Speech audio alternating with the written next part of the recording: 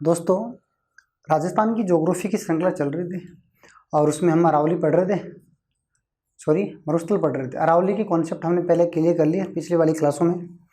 मरुस्थल पढ़ रहे थे और मरुस्थल के 13 पॉइंट हमने क्लियर किए हैं। ठीक है, पिछली क्लासों में हमने टोटल 13 पॉइंट हमने क्लियर कर लिए हैं। ठीक है, अगले वाले पॉइंटों की ओर कंटिन्यू करते हैं। तो देखिए, बात करें मरुस्थल के, इससे पहले हमने जस्ट पहले मरुस्थल के उचावच की दृष्टि से मरुस्थल के भाग देखे थे हमने 4। और जैसे इसके अगले वाले पॉइंट की ओर बात करें तो मरुस्थल के प्रकार की अगर बात करें, देखिए आप ध्यान रखेंगे, राजस्थान के संदर्भ में बात करूँ मैं।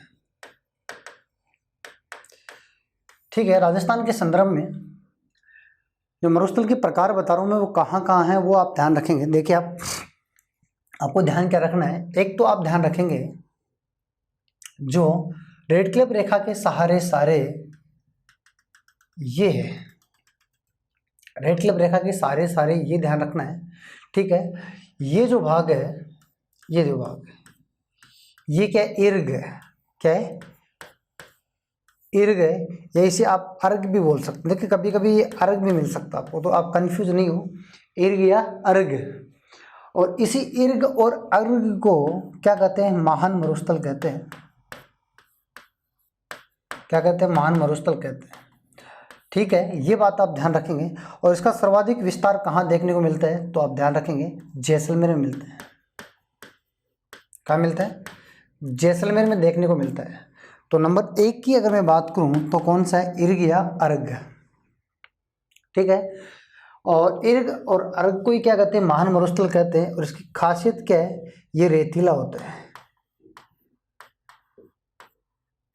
रेतीला मरुस्थल क्या कहलाता है, इर्ग या अर्घ कहलाता है। तो नंबर 1 जो राजस्थान के सबसे पश्चिम भाग में जो रेतीला भाग है, जिसे महान मरुस्थल भी कहते हैं, इसे इर्ग और अर्घ के नाम से भी जाना जाता है। इसके बाद में अगर मैं बात करूं प्रकारों में, तो आप कॉन्सेप्ट को ध्यान रखेंगे। तो देखिए, आप इसके बाद में बात करूं मैं, तो आप ध्यान रखेंगे बाड़मेर, यानी इसके पश्चिम भाग में बाड़मेर से ये जो भाग, ये देखिए आप, यानी बाड़मेर, जैसलमेर और जोधपुर, ये वाला क्षेत्र बाड़मेर, ठीक है, जैसलमेर और जोधपुर, ये जो भाग है, इस भाग की अगर मैं बात करूं तो देखिए आप, ये कौन सा मरुस्थल है, तो आप बताएंगे ये हम्मादा है। कौन सा है, हम्मादा है। यानी हम बोल सकते हैं बी, हम्मादा। और ये हम्मादा यानी कैसा मरुस्थल है, पथरीला है, पथरीला मरुस्थल है। और इसका सबसे ज़्यादा विस्तार की मैं अगर बात करूं तो आप बताएंगे सबसे ज़्यादा इसका विस्तार कहाँ है, बाड़मेर और जैसलमेर में। लेकिन मुख्य रूप से बात करें तो बाड़मेर में, यानी पथरीले मरुस्थल को क्या कहते हैं, हम्मादा कहते हैं। और एक क्रम ध्यान रखना, ऐसा नहीं कि हम्मादा इधर लिख दिया और फिर अर्घ इधर लिख दिया, ऐसा कुछ भी नहीं है। क्रम भी आप ध्यान रखेंगे। ठीक है, हाँ, क्रम के कॉन्सेप्ट को ध्यान रखना है। प्लस में ये ध्यान रखना, रेतीले वाले को इर्ग कहते हैं और पथरीला वाले को हम्मादा कहते हैं। ठीक है, इसके बाद में मैं बात करूं, हम्मादा हो गया। अब इसके बाद में बात करेंगे, देखिए आप यहाँ से ये कॉन्सेप्ट आप ध्यान रखेंगे। अगले वाले की बात करें, देखिए ये भाग है, ये देखिए आप, ये जो भाग, ये जो मरुस्थल है, इसकी मैं बात करूं, ये नंबर C, तो ये कैसा है, ये रेंग मरुस्थल में आता है। रेंग मरुस्थल, रेंग मरुस्थल का मतलब ये हुआ, मिश्रित मरुस्थल की बात हो रही है। मिश्रित मरुस्थल की बात हो रही है, यानी मिश्रित मरुस्थल जिसमें कंकड़ पत्थर भी हो और रेत भी हो, कंकड़ पत्थर रेत दोनों हो, ये मिश्रित मरुस्थल में। और इसका सबसे ज़्यादा विस्तार राजस्थान में देखने को देखें तो कहाँ देखने को मिलता है, जोधपुर में। राजस्थान में इसका सबसे ज़्यादा विस्तार कहाँ देखने को मिलता है, जोधपुर में। तो ये क्रम आप ध्यान रखेंगे। ठीक है, आप कैसे ध्यान रखेंगे, देखिए पश्चिम भाग है और इधर वाली दिशा कौन सी है, पूर्वी दिशा है। तो पश्चिम से पूर्व की ओर आप जाएंगे, पश्चिम से पूर्वी दिशा की ओर आप जाएंगे, तो देखिए मरुस्थलों का प्रकारों को देखें तो इर्ग, हम्मादा और रेंग। और पूर्व से पश्चिम की ओर आए तो रेंग, हम्मादा और इर्ग। जिले आपको ध्यान रखना है, इसके जिले में सर्वाधिक कहाँ है, ये सर्वाधिक जैसलमेर, ये सर्वाधिक बाड़मेर और ये सर्वाधिक जोधपुर। सर्वाधिक की बात कर रहा हूँ, बाकी आंशिक रूप से और भी जिलों में ये बात भी हम करने वाले हैं, ठीक है। तो मरुस्थल के प्रकारों की बात करें तो 3 प्रकार के मुख्य रूप से मरुस्थल होते हैं और तीनों ही प्रकार के देखिए राजस्थान में पाए जाते हैं, ठीक है। ये बात आप ध्यान रखेंगे। इसके बाद में मैं आगे कॉन्सेप्ट की बात करता हूँ। ये आप यहाँ से क्वेश्चन यही आते हैं, इनके दिशाओं से पूछेंगे कौन कौन सी, किस दिशा से इनका क्रम कैसे है, कौन से जिले में विस्तार ज़्यादा है। ज़्यादा पॉइंट बड़ा नहीं है, छोटा पॉइंट है। आगे वाले पॉइंट की बात करूं, थार मरुस्थल का राजस्थान में विभाजन की बात करूं, सबसे मोस्ट पॉइंट यही है। यहां से देखिए आप, सबसे मोस्ट पॉइंट यही है। राजस्थान का विस्तार यहां देखिए आप, देखिए ये तो अरावली है, ये अरावली है, ठीक, ये अरावली है, ठीक है। हम बात कर रहे हैं मरुस्थल की। तो देखिए राजस्थान में मरुस्थल के विभाजन की मैं बात करूं तो 2 प्रकार के मरुस्थल हैं, शुष्क और अर्ध शुष्क है। एक बार मैं यहाँ कॉन्सेप्ट क्लियर कर देता हूँ मैं विभाजन का, तो आप ध्यान रखेंगे। राजस्थान में किसकी बात करें हम, थार मरुस्थल की बात करें। थार मरुस्थल, थार मरुस्थल का विभाजन की बात करूं मैं, और राजस्थान के संदर्भ में थार मरुस्थल के विभाजन की मैं बात करूं तो आप बताएंगे सर एक मरुस्थल तो है शुष्क, ठीक है, और एक मरुस्थल क्या है, अर्ध शुष्क है।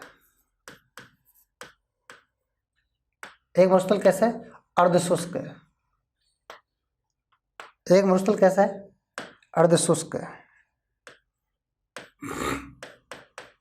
ये देखिए आप, एक कैसा है, अर्ध शुष्क है। शुष्क और अर्ध शुष्क इन दोनों को विभाजन कौन करती है, 25 सेमी वर्षा रेखा, जो हमें पिछले पॉइंटों में क्लियर किया था इस बात को।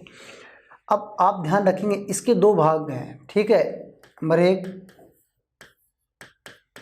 बालू का मुक्त प्रदेश, जहां बालू का नहीं है उसे बालू का मुक्त प्रदेश कहेंगे, ठीक है। और एक इसमें बालू का युक्त प्रदेश आते हैं, बालू का युक्त प्रदेश, जिसमें बालू का स्तूप बनते हैं। जहां बनते हैं बालू का स्तूप वो बालू का युक्त है, और जहां नहीं बनते वो बालू का मुक्त है। ये दोनों ही प्रदेश किसके हैं, शुष्क के। 2 पार्टीशन है वो शुष्क प्रदेश के, सॉरी शुष्क मरुस्थल के। और इसमें अगर स्टार से देखें आप तो इसमें भी आप ध्यान रखेंगे 4 भाग है। तो घग्गर, घग्गर बेसिन, और इसमें दूसरा आता है शेखावाटी प्रदेश, शेखावाटी प्रदेश। इसमें तीसरा आता है नागौरी उच्च भूमि, नागौरी उच्च भूमि, ठीक है। और इसमें चौथा भाग आता है गोडवाड़ प्रदेश, गोडवाड़ प्रदेश, ये भाग है। तो राजस्थान में मरुस्थल को विभाजन ऐसे किया गया, शुष्क और अर्ध शुष्क। और शुष्क और अर्ध शुष्क का विभाजन कौन करती है, 25 सेमी वर्षा रेखा करती है, ठीक है। 25 सेमी वर्षा रेखा करती है। और मैंने बताया भी था आपको, इसमें कितने जिले आते हैं, 4 जिले, और इसमें कितने जिले आते हैं, 8 जिले। और टोटल मरुस्थल में कितने जिले आते हैं, 12 जिले टोटल मरुस्थल में। तो ये शुष्क और अर्ध शुष्क को हम डिटेल से पढ़ेंगे। ये 4 भाग तो हैं अर्ध शुष्क के, और वो 2 भाग किसके हैं, शुष्क प्रदेश के। बात समझ पा रहे हैं। अगर इनका कॉन्सेप्ट अगर मैं चित्र में देखूं, मानचित्र में देखें, तो आप ध्यान से देखो। यहाँ मानचित्र में मैं यहाँ कॉन्सेप्ट की बात कर रहा हूँ, देखिए आप, ये देखिए आप, शुष्क और अर्ध शुष्क मरुस्थल, ये देखिए आप, ये देखिए आप, ये कौन सा प्रदेश है, ये शुष्क मरुस्थल है, ठीक है। और ये कौन सा मरुस्थल है, ये अर्ध शुष्क है। शुष्क और अर्ध शुष्क के भागों की मैं बात करूं, शुष्क और अर्ध शुष्क के भागों की मैं बात करूं, तो आप ध्यान से देखिए, क्या ध्यान से देखिए, देखिए ये देखिए आप ध्यान से, इसके 2 भाग हैं। जहां पर देखिए बाड़मेर और जैसलमेर, ये जो क्षेत्र है जहां पर बालू का मुक्त है, जहाँ बालू का नहीं तो बालू का मुक्त, एक तो बालू का मुक्त और शेष है बालू का युक्त। इसमें दो भाग आते हैं, तो बालू का मुक्त और एक बालू का युक्त। जहाँ पर बालू का नहीं है वो बालू का मुक्त, जहाँ बालू का है वो बालू का युक्त। ये दो भाग किस में पढ़ेंगे हम? शुष्क में। ठीक है, शुष्क प्रदेश 25 सेमी वर्षा रेखा है जो मरुस्थल को दो भागों में बांटती है। इधर वाला यानी अरावली के पश्चिम में और 25 सेमी वर्षा रेखा के पूर्व में ये जो भाग बचा है ये कौन सी मरुस्थल का भाग है? शुष्क का। और इसे कितने भागों में विभाजित किया गया? 4 भागों में। एक तो यहाँ तो है घग्गर नदी बेसिन, इसकी बात करेंगे हम, घग्गर नदी बेसिन। ठीक है, घग्गर नदी बेसिन है। और धीरे आगे से चले, इसके नीचे जैसे आगे चले तो ये जो प्रदेश है वो शेखावाटी प्रदेश है, शेखावाटी प्रदेश है। और इसके नीचे थोड़ा और आगे चले, ये नागौरी उच्च भूमि है, नागौरी उच्च भूमि, इसकी बात हम करेंगे। नागौरी उच्च भूमि, ये क्रम ध्यान रखने आपको, क्रम ध्यान रखने आपको कि घग्गर नदी के जस्ट बाद में, यानी घग्गर नदी और नागौरी उच्च भूमि के बीच में कौन सा प्रदेश है। तो यहाँ कॉन्सेप्ट क्लियर होंगे तो ही आप कर सही पकड़ पाओगे। ठीक है, तो ये डी की अगर मैं बात करूँ तो ध्यान रखिए गोडवाड़ प्रदेश है। कौन सा प्रदेश है? गोडवाड़ प्रदेश है, गोडवाड़ प्रदेश है। इस गोडवाड़ प्रदेश को हम लूनी बेसिन के नाम से भी जानते हैं, लूनी बेसिन के नाम से भी जाना जाता है। तो आप लूनी बेसिन बोल दो या गोडवाड़ प्रदेश बोल दो। ठीक है, तो इनका क्रम ध्यान रखेंगे आप। ऊपर से क्रम पूछे तो घग्गर नदी बेसिन, शेखावाटी प्रदेश, नागौरी उच्च भूमि और गोडवाड़ प्रदेश। ये जो भाग है 25 सेमी रेखा, और यहाँ जो वर्षा रेखा है वो कौन सी है? 40 सेमी। कौन सी है? 40 सेमी वर्षा रेखा। तो 25 सेमी रेखा और 40 सेमी वर्षा रेखा के बीच में जो मरुस्थल है उस मरुस्थल का नाम है अर्धशुष्क मरुस्थल। और अर्धशुष्क मरुस्थल को 4 भागों में बांटा गया है। इन चारों भागों की हम बात करेंगे। और शुष्क मरुस्थल को 2 भागों में बांटा गया है। इन 2 भागों की बात भी हम करने वाले हैं। बात समझ पाने, इन दोनों की बात भी हम करने वाले हैं। तो अब हम इनको डिटेल से पढ़ते हैं। तो देखिए, आप इनको डिटेल से पढ़ें तो अब ध्यान रखिए। देखिए आप नंबर, ये देखिए आप शुष्क प्रदेश और शुष्क मरुस्थल की बात कर रहे हैं। ये देखिए आप शुष्क मरुस्थल, सबसे पहले हम पढ़ेंगे शुष्क मरुस्थल। मरुस्थल के भाग पढ़ रहे हैं, ठीक है, मरुस्थल के भाग पढ़ रहे हैं। यानी राजस्थान में मरुस्थल के भाग पढ़ रहे हैं। और मरुस्थल के में 2 भागों में बांटे गए हैं। और 2 भागों में से हम नंबर 1 पढ़ रहे हैं। और उसका कौन सा भाग पढ़ रहे हैं? शुष्क मरुस्थल पढ़ रहे हैं। ठीक है, शुष्क मरुस्थल में आप इतनी बात ध्यान रखेंगे, यह वर्षा कितनी होती है? तो ये ध्यान रखेंगे 20 सेमी, यानी 0 से 20 सेमी वर्षा होती है। ठीक है, 0 से 20 सेमी वर्षा रेखा होती है। यहाँ की जलवायु कैसी है? तो ये भी आप ध्यान रखेंगे। यहाँ की जलवायु कैसी है? तो जलवायु कैसी है? शुष्क जलवायु है। ठीक है, यह वनस्पति कैसी है? वनस्पति, ठीक है, तो वनस्पति की मैं बात करूं तो वनस्पति आप बताएंगे जीरोफाइट है, जीरोफाइट है। जीरोफाइट का मतलब छोटे छोटे, उन वनस्पति पे छोटे छोटे क्या होते हैं? कांटेदार प्रकार के कांटे होते हैं। ठीक है, छोटे छोटे कांटे होते हैं। ठीक है, तो वो क्या है? जीरोफाइट। या आप इसको ये बोल सकते हैं, मरुद्भिद भी बोल सकते हो। ठीक है, मरुद्भिद प्रकार के वनस्पति या जीरोफाइट प्रकार के वनस्पति पाए जाते हैं, छोटे छोटे कांटेदार होती है। ठीक है, ये बात वनस्पति ध्यान रखेंगे शुष्क मरुस्थल पर। ठीक है, इतनी बात आप ध्यान रखेंगे शुष्क में कि वर्षा, जलवायु और वनस्पति, ये शुष्क मरुस्थल है। ठीक है, और शुष्क मरुस्थल वैसे मुख्य रूप से है कहाँ? इसके स्टैटिक लोकेशन की बात करूँ तो ये 25 सेमी वर्षा के कौन सी दिशा में? पश्चिम भाग में। 25 सेमी वर्षा रेखा के कौन से भाग में? पश्चिम भाग में स्थित है, पश्चिम भाग में स्थित है। ये बात आप ध्यान रखेंगे कि शुष्क मरुस्थल कहाँ स्थित है? 25 सेमी वर्षा रेखा के पश्चिम भाग में स्थित है। और अगर कॉन्सेप्ट एक बात ध्यान रखें तो राजस्थान में राजस्थान में 25 सेमी वर्षा रेखा, 25 सेमी वर्षा रेखा से कम वाले क्षेत्र को राठी के नाम से भी जाना जाता है। राठी के नाम से भी जाना जाता है। राजस्थान में 25 सेमी से कम वाले क्षेत्र को राठी के नाम से भी जाना जाता है, जबकि राठी एक गाय की नस्ल भी है जिसे राजस्थान की कामधेनु कहते हैं। ठीक है, राठी गाय की बात कर, ठीक है। जबकि राठी एक क्या है, 25 सेमी से कम वाले क्षेत्र को भी राठी के नाम से जाना जाता है। और 25 सेमी से कम वाला जो क्षेत्र है वो राजस्थान के शुष्क मरुस्थल में आता है, जहाँ वर्षा औसत कितनी है, 0 से 20 है। जलवायु की कौन सी शुष्क है, वनस्पति जीरोफाइट या मरुद्भिद है। बात समझ पा रहे हैं? तो इतना कॉन्सेप्ट आप ध्यान रखेंगे कि शुष्क मरुस्थल में क्या ध्यान रखना है। और शुष्क मरुस्थल को 2 भागों में बांटा गया है। नंबर 1 की मैं बात करूं, बालुका मुक्त प्रदेश। कौन सा प्रदेश? बालुका मुक्त प्रदेश। तो बालुका मुक्त प्रदेश में हम इतनी बात ध्यान रखेंगे। देखिए आप बालुका मुक्त प्रदेश में एक बात ध्यान रखेंगे, क्या ध्यान रखेंगे? देखिए आप ये भाग हम पहला इसका पढ़ रहे हैं। यहाँ क्या बालू का स्तूप का निर्माण नहीं होता है, स्तूपों का निर्माण नहीं होता है। एक बात तो ये ध्यान रखेंगे। दूसरी बात ध्यान रखेंगे, बालू का स्तूपों का यहाँ निर्माण नहीं होता है, ये बात आपको ध्यान रखनी है।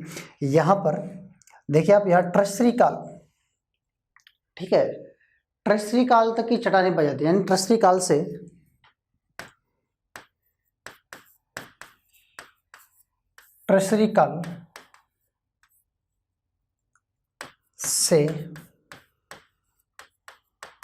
प्लेस्टोसिन काल तक की चट्टान पाई जाती है। ठीक है, ट्रेसी काल से प्लेस्टोसिन काल तक की चट्टानें पाई जाती है। और ये ट्रेसी काल की चट्टानें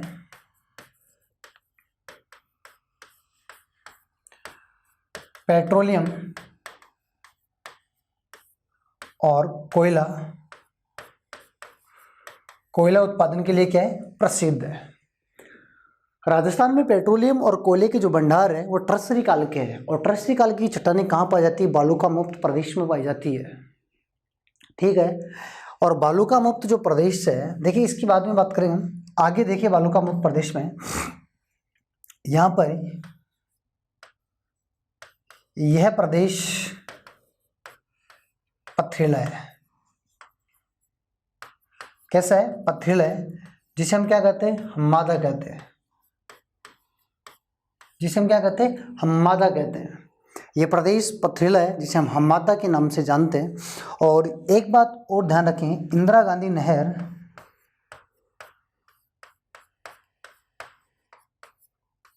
नहर का मरुस्थल में आना इसी से संभव हुआ है।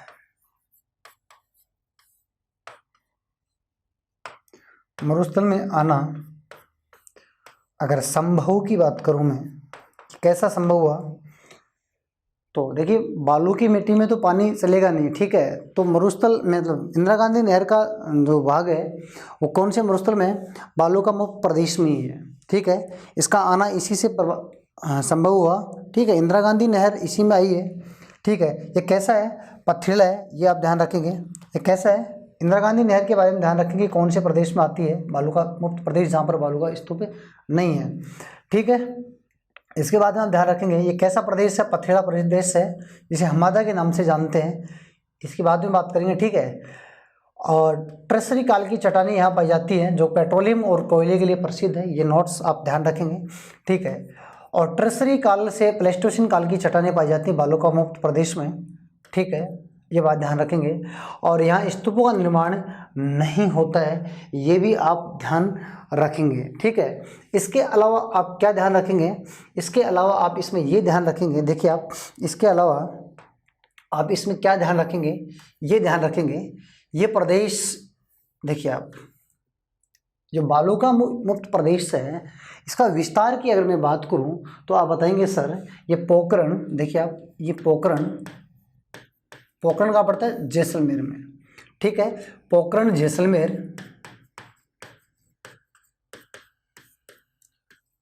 फलोदी कहाँ पड़ता है? फलोदी। अगर मैं फलोदी की बात करूं तो ये कहाँ पड़ती है? जोधपुर में। फलोदी कहाँ पड़ती है? जोधपुर में। और ये क्या है? बालोतरा। बालोतरा कहाँ पड़ता है? बाड़मेर में। ठीक है, इनके बीच में स्थित है, यहाँ फैला हुआ है और आकृति कैसी है? त्रिभुजाकार है। हम देखिए आप, बालू का मुक्त प्रदेश पोखरण, फलोदी और बालोतरा के बीच में फैला हुआ है, ये फैला हुआ है, देखिए आप। ठीक है, ये भाग फैला हुआ है, ये जो भाग है, ये भाग आपका क्या है? हम्मादा है। यही आपका क्या है? हम्मादा है। ये भाग क्या है? हम्मादा है। आकृति कैसी है? त्रिभुजाकार है। आकृति कैसी है? त्रिभुजाकार। आकृति इसकी कैसी है? त्रिभुजाकार। यह आप ध्यान रखेंगे, हम्मादा क्षेत्र है। कैसा है? पथरीला है। कैसी आकृति है? त्रिभुजाकार है। और इसमें एक बात और ध्यान रखेंगे, यहाँ पर सौर ऊर्जा की विपुल संभावना के कारण अक्षय ऊर्जा केंद्र से यहाँ पर सौर ऊर्जा सीज का विकास किया गया है। सोलर एनर्जी इंटरप्राइजिंग जोन, सौर ऊर्जा को बढ़ावा दिया गया है। सौर ऊर्जा सर्वाधिक है तो यहाँ सोलर एनर्जी इंटरप्राइजिंग जोन को स्थापित किया गया है। ठीक है, ये ध्यान रखेंगे। आकृति कैसी है ये आप ध्यान रखेंगे। इसके अलावा ये ध्यान रखेंगे, क्या ध्यान रखेंगे इसके अलावा? देखिए आप, इसके अलावा ध्यान रखेंगे, ये देखिए आप, ये देखिए आप, यहाँ पर अवशिष्ट जो पहाड़ियाँ हैं, आप बताएंगे हमादा जो मरुस्थल है इसके पश्चिम भाग में जो अवशिष्ट पहाड़ियाँ हैं, अवशिष्ट पहाड़ियाँ हैं, इसे किस नाम से जानते हैं? मगरा के नाम से जानते हैं। क्या जानते हैं? मगरा के नाम से जानते हैं। और वैसे मगरा पहाड़ियाँ कहाँ स्थित है? तो मगरा पहाड़ियाँ उदयपुर में स्थित है, जबकि मगरा पहाड़ियाँ यहाँ भी स्थित है। ये भी आप ध्यान रखेंगे। ठीक है, मगरा के नाम से जानते हैं। आकृति कैसी है? त्रिभुजाकार है। सीज का निर्माण किया गया है, इसे हम्मादा कहते हैं, त्रिभुजाकार है, ये ध्यान रखेंगे। फलोदी राजस्थान में सबसे शुष्क स्थान है। देखिए आप, राजस्थान का सबसे शुष्क स्थान कौन सा है? फलोदी, जोधपुर। यह कुर्जा पक्षी के लिए प्रसिद्ध है। विरह का प्रतीक राजस्थान में कौन सा पक्षी है? तो आप बताएंगे विरह का प्रतीक जो राजस्थान में जो पक्षी है वो कुर्जा पक्षी है। और कुर्जा जोधपुर का शुभंकर भी है। ठीक है, शुभंकर भी है। जोधपुर जिले का शुभंकर कौन है? कुर्जा पक्षी है। तो कहाँ कुर्जा पक्षी के लिए कौन प्रसिद्ध है? फलोदी की खींचन गाँव। फलोदी, जोधपुर की फलोदी तहसील का खींचन गाँव ये प्रसिद्ध है। कौन, किसके लिए? तो आप बताएंगे कुर्जा पक्षी के लिए। तो फलोदी किस, और राजस्थान का सबसे शुष्क स्थान भी कौन सा है? फलोदी है। तो फलोदी के बारे में दो बातें ध्यान रखेंगे, राजस्थान का सबसे शुष्क स्थान है और कुर्जा पक्षी के लिए प्रसिद्ध है। ठीक है, यहाँ जगह नहीं मैं लिखने हूँ, आप ध्यान रखेंगे इस बात को।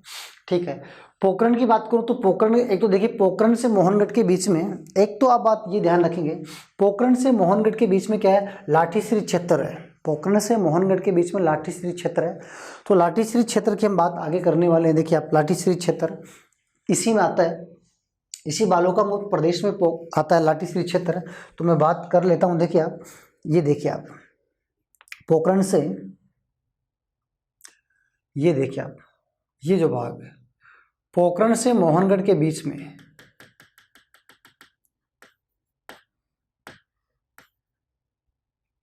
पोखरण से मोहनगढ़ के बीच की मैं बात करूं, ये देखिए आप,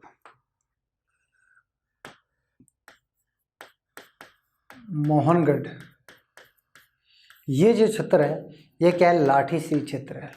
लाठीश्री क्षेत्र, पोखरण से मोहनगढ़ के बीच में जो क्षेत्र है वो लाठीश्री क्षेत्र है। भूगर्भित जलपट्टी है। लाठीश्री क्षेत्र को हम देखने वाले हैं, लेकिन इसी में आती है, किसमें? बालू का मुक्त प्रदेश में आपकी क्या आती है? लाठीश्री क्षेत्र आता है। ठीक है, और इसी क्षेत्र में मैं बता दूं आपको, इसी क्षेत्र में आपको क्या पढ़ना है? चांदन नलकूप आता है। तो मैं इसकी बात करूंगा, चांदन नलकूप की बात भी करूंगा। चांदन नलकूप भी आता है। इसी में आता है आपका आकलवुड फॉसिल पार्क है। आकलवुड फॉसिल पार्क भी आता है।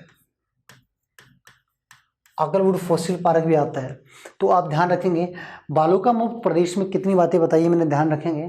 बालूकामुक्त प्रदेश में आप बताएंगे सर, बालूकामुक्त प्रदेश में स्तूपों का निर्माण नहीं होता है। ट्रसी काल की चट्टानें पाई जाती हैं और ये पेट्रोलियम कोयले के लिए प्रसिद्ध है। ये पथरीला भाग इसे हम हमवादा कहते हैं। इंदिरा गांधी नहर का आना मरुस्थल में संभव इसी के कारण हुआ है क्योंकि ये पथरीला भाग है, ठीक है। या इंदिरा गांधी नहर आना संभव इसी। फिर मैं यहाँ से कॉन्सेप्ट ध्यान रखेंगे कि इसकी आकृति कैसी है, त्रिभुजाकार है। कितने जिलों में फैला हुआ है, 3 जिलों में। 3 जिले आ गए ना, जैसलमेर, जोधपुर और बाड़मेर। स्थान पूछे तो पोखरण, फलोदी और बालोतरा के बीच में स्थित है, ठीक है। फलोदी की बात मैंने बता दी है, पोखरण की बात मैं बता देता हूँ। यहाँ पर सबसे पहले परमाणु परीक्षण किया गया था। इसे भारत का शक्ति ग्रह भी कहा जाता है, किसको, पोखरण को। और पोखरण से मोहनगढ़ के बीच में ये लाठीश्री क्षेत्र है, इसकी बात हम करने वाले हैं। लाठीश्री की बात भी करेंगे और ध्यान रखेंगे, ठीक है। इसी पोखरण वाले, इसी हमवादा क्षेत्र में चांदन नलकूप की मैं बात करूंगा। चांदन नलकूप थार का घड़ा कहते हैं। इसका वास्तविक नाम चौहान है, जो राजस्थान पुलिस में पूछा गया है। इसका वास्तविक नाम क्या है, चौहान है। वास्तविक नाम क्या है इसका, चौहान है। ये बात भी आप ध्यान रखेंगे, बात समझ पाने, ये बात भी आप ध्यान रखेंगे। इसका वास्तविक नाम क्या है, चांदन है, ठीक है। इसे थार का गढ़ा कहते हैं, ये ध्यान रखेंगे। आकलवुड फॉसिल पार्क है। ये आकल का गांव है, वुड का मतलब लकड़ी, फॉसिल का मतलब जीवाश्म, यानी लकड़ी के जीवाश्म मिले यूरेशियन काल के, वो भी यहीं पर है, ठीक है। ये बात आप ध्यान रखेंगे। और राष्ट्रीय उद्यान भी का विस्तार भी अगर मैं देखूं तो राष्ट्रीय उद्यान भी इसी में आता है। कौन सा, मरु राष्ट्रीय उद्यान का कुछ भाग इसमें आता है। बालोतरा की मैं थोड़ी सी बात करूं, देखिए इस हमवादा जो भाग है इसकी आकृति कैसी है, त्रिभुजाकार। यहाँ सौर ऊर्जा सर्वाधिक होने के कारण यहाँ पर शीश का निर्माण किया गया है। इसके पश्चिम भाग में अवशिष्ट पहाड़ियों को क्या कहते हैं, मगरा कहते हैं। इतनी बातें आप ध्यान रखेंगे। शुष्क मरुस्थल के पहले भाग में, शुष्क मरुस्थल का पहला भाग बालूकामृत प्रदेश है। और ये जितनी भी बातें मैंने बताई है ये बालूकामृत प्रदेश की है। और ये रेड कलर से जो मैंने बातें बताई हैं ये सब बातें शुष्क मरुस्थल की है। बात समझ पा रहे हैं आप, इतनी बात ध्यान रखेंगे। तो चांदन नलकूप को थार का क्या कहते हैं, घड़ा कहते हैं, ठीक है। और थार का घड़ा तो ये है, लेकिन मरुस्थल में थार का जल महल किसे कहते हैं, तो बटवाओं का कुआं कहाँ पड़ता है, बाड़मेर में। बटवाओं का जो कुआं है उसे थार का जल महल कहा जाता है, ठीक है। ये बात भी आप ध्यान रखेंगे। तो इतनी बात आप ध्यान रखेंगे किसमें, बालूकामृत प्रदेश में, ठीक है। तो बालूकामृत प्रदेश में एक तो चांदन आता है, एक लाठीश्री क्षेत्र आता है। चांदन के बारे में मैंने बता दिया, लाठीश्री की बात करते हैं। आकलवुड फॉसिल पार्क की बात बता दी, ठीक है। तो अब देखिए बालोतरा के बारे में कुछ बात करें तो बालोतरा की अगर मैं बात करूं तो सिवाना से बालोतरा के बीच में, देखिए आप ध्यान से समझिए, आप सिवाना से ध्यान से समझिए, आप यही कॉन्सेप्ट क्लियर होंगे। सिवाना बाड़मेर से बालोतरा, बाड़मेर के बीच, सिवाना से बालोतरा से सिवाना के बीच में, यहाँ इस क्षेत्र में 56 की पहाड़ियाँ स्थित है। क्या है, 56 की पहाड़ियाँ। और 56 की पहाड़ियाँ कैसे हैं, गोल गुम्बद जैसी है, ठीक है। गोल गुम्बद जैसे 56 प्रकार की पहाड़ियाँ, वो क्या क्या कहलाती है, 56 की पहाड़ियाँ, जो सिवाना बाड़मेर से बालोतरा बाड़मेर के बीच में स्थित है। और लूनी नदी का पानी बालोतरा बाड़मेर के बाद में, ढंग से समझे आप, हर कॉन्सेप्ट को क्लियर करिए, उतारते रहिए, ठीक है। हर प्रकार के नोट्स को ध्यान में रखिए। तो बालोतरा, लूनी नदी जब बालोतरा में आती है तो वो खारी हो जाती है। बालोतरा से पहले लूनी नदी क्या होती है, मीठी होती है। और बालोतरा के बाद में लवणता के कारण वो क्या हो जाती है, खारी हो जाती है। इसी कारण लूनी नदी को आधी खारी और आधी मीठी के नाम से भी जाना जाता है। आधी खारी और आधी मीठी के नाम से जाना जाता है किसको, लूनी नदी को। ये बात आप ध्यान रखेंगे, ठीक है। तो और इन दोनों के बीच में कौन सी पहाड़ियाँ हैं, वो ध्यान रखेंगे, 56 की पहाड़ियाँ हैं। अवशिष्ट पहाड़ी मैंने बता दी, मगरा पहाड़ी उदयपुर में भी स्थित है, यहाँ भी स्थित है, ठीक है। मोहनगढ़ से पोखरण के बीच की मैंने बात कर ली। तो इतने कॉन्सेप्ट आप ध्यान रखेंगे। कुछ बातें मैं यहाँ बोर्ड पे नहीं लिखता हूँ तो आप नोट्स बनाते रहिए, मैं क्या बोलता हूँ आप कैच करें, ठीक है। फिर भी समझ में नहीं आती है तो आप क्लास को दोबारा रिवाइज करके देख सकते हैं, ठीक है। तो उम्मीद करता हूँ आप इस बात को समझ पा रहे होंगे। क्या पढ़ रहे थे, बालू का शुष्क प्रदेश के बालूकामृत प्रदेश पढ़ रहे हैं। तो अब बात मैं करता हूँ, देखिए आप, अब बात करते हैं लाठीश्री क्षेत्र की। इसी में आता है लाठीश्री क्षेत्र, इसी में आता है लाठीश्री क्षेत्र। तो लाठीश्री क्षेत्र की अगर मैं बात करूं तो आप ध्यान से देखिए, मैं लाठीश्री क्षेत्र की बात करने जा रहा हूं। तो देखिए आप ध्यान से, लाठीश्री क्षेत्र, ये देखिए आप,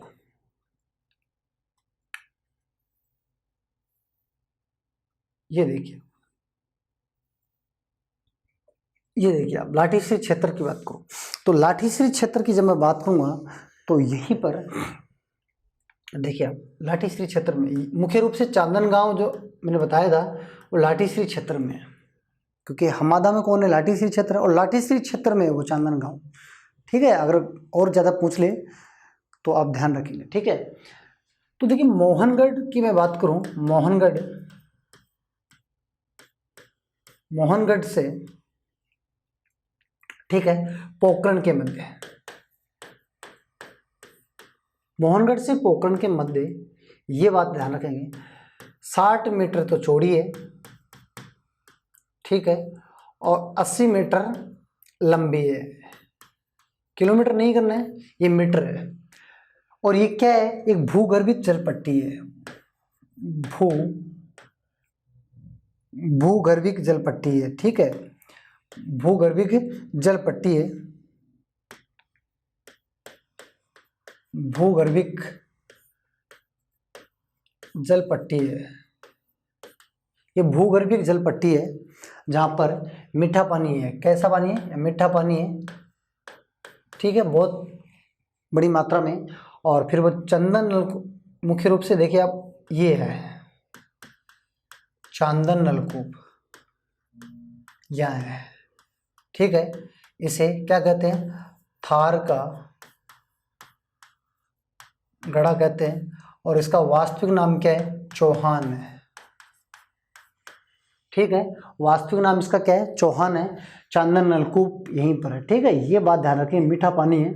और मरुस्थल में वैसे पानी है ही नहीं, लेकिन यहाँ भारी मात्रा में पानी है। ठीक है, तो ये इसे थार का गढ़ा कहते हैं। और लाठीश्री क्षेत्र का एक भूगर्भिक एक जल पट्टी है। ठीक है, 80 मीटर लंबी है और चौड़ी कितनी है, 60। कहाँ से कहाँ तक है, तो जैसलमेर में ही है, मोहनगढ़ से पोखरण के मध्य स्थित है। तो अब बात यहाँ से क्या ध्यान रखना है, देखिए आप यहाँ से आपको कॉन्सेप्ट क्या ध्यान रखना है, सर यह जो घास है, देखिए आप यहाँ एक घास, मैं घास की बात करूँ तो यहाँ घास, मुख्य रूप से घास कौन सी है, सेवण घास है। कौन सी है, सेवण घास है। सेवण घास को स्थानीय भाषा में क्या कहते हैं, स्थानीय भाषा में क्या कहते हैं, लिलोण कहते हैं। क्या कहते हैं, लिलोण।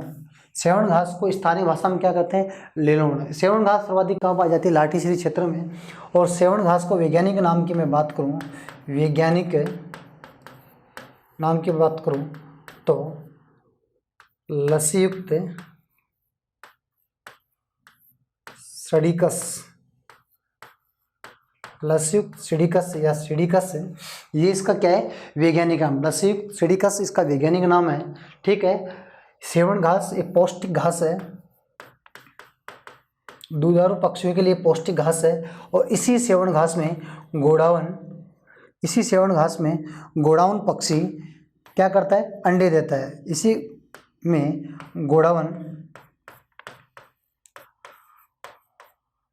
गोडाउन पक्षी क्या देता है, अंडे देता है। इसी कारण गोडाउन पक्षी की इसे क्या कहते हैं, प्रजनन स्थली कहते हैं।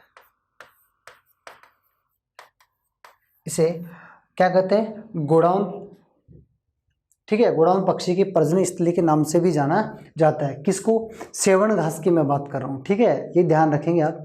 लेकिन ध्यान रखें, गोडाउन का प्रजनन केंद्र कहाँ है, जोधपुर में स्थित है। और गोडाउन सर्वाधिक कहाँ पाए जाते हैं, ये जैसलमेर में पाए जाते हैं। और जैसलमेर का शुभंकर भी कौन है, गोडावण ही है। ठीक है, गोडाउन पक्षी ये ध्यान रखेंगे, शर्मिला पक्षी के नाम से भी इसे जानते हैं। ठीक है, ये बात आप ध्यान रखेंगे।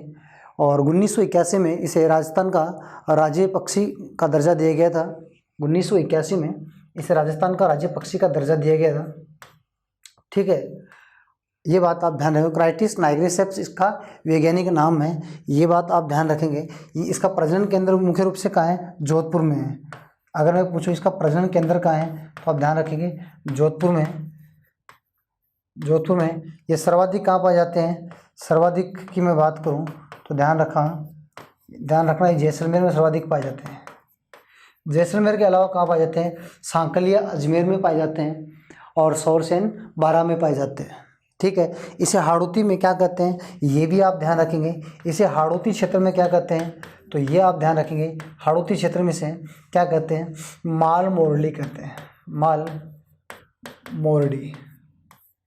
हाड़ौती क्षेत्र में इसे क्या कहते हैं, मानमोडी कहते हैं। और वैसे इसके और नाम के उपनामों की मैं बात करूं तो ध्यान रखेंगे उपनाम, इसे शर्मिला पक्षी, शर्मिला पक्षी हुकना, शर्मिला पक्षी हुकना के नाम से भी जाना जाता है। किसे, इसका वैज्ञानिक नाम क्या है, नाइग्रिस, क्राइटिस नाइग्रिसेप्स है, क्राइटिस से, क्राइटिस नाइग्रिसेप्स है, क्राइटिस नाइग्रिसेप्स। ठीक है, ये बात आप ध्यान रखेंगे।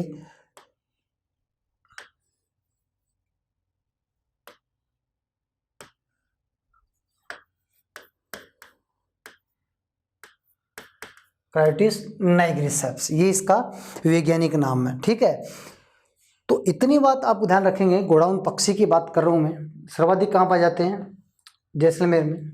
और इनके अलावा कहाँ पाए जाते हैं, जैसलमेर के अलावा कहाँ पाए जाते हैं, बारा के सोरसेन बारा में पाए जाते हैं, और अजमेर के सांखलिया में पाए जाते हैं, अजमेर के सांखलिया में पाए जाते हैं। ठीक है, इतनी बात ध्यान रखेंगे गोडाउन पक्षी की बातें। ठीक है, ये बात है गोडाउन पक्षी। ठीक है, और इसके अलावा मैं बात करूं, मैं बात कर रहा था किसकी, सेवण घास की। तो गोडाउन पक्षी की प्रजनन स्थली किसे कहते हैं, सेवण घास को कहते हैं। ये बात थी। इनके अलावा आप बात करें सर अन्य घास की और बात करें तो यहाँ पर अन्य घास की बात करें, मरुस्थल में अन्य घास की मैं बात करूं तो आप ध्यान रखेंगे यहाँ कंचन, ठीक है, सुंगनी, दामन, ठीक है, कंचन, सुंगनी, धामन, करड़, ये घास है। अन्य घास यहाँ पर ये पाए जाते हैं। ठीक है, लेकिन आप सेवण घास को स्पेशल ध्यान रखेंगे। इसके अलावा मैंने बता दिया कंचन, सुंगनी, धामन और करड़ घास पाई जाती है यहाँ पर, लेकिन सेवण घास मुख्य रूप से ध्यान रखना है। और सेवण घास को क्या कहते हैं, गोडाउन पक्षी की प्रजनन स्थली कहा जाता है। बात समझ रहे हैं? ठीक है, इसके अलावा आप एक बात ध्यान रखेंगे, किसमें, देखिए आप एक बात यहाँ लाठीश्री क्षेत्र में ध्यान रखेंगे। लाठीश्री क्षेत्र में आपको एक बात ध्यान रखनी है जो मैं आपको बताने जा रहा हूँ, वो देखिए आप। लाठीश्री क्षेत्र में, ये जो लाठीश्री क्षेत्र है वैसे क्या है, भूगर्भीय जल पट्टी है। क्या है, भूगर्भीय जल पट्टी है। लेकिन इसमें आप एक बात ध्यान रखेंगे, मरुस्थल, एक बात ध्यान रखेंगे, मरुस्थल, मरुस्थल में पारिस्थितिक तंत्र,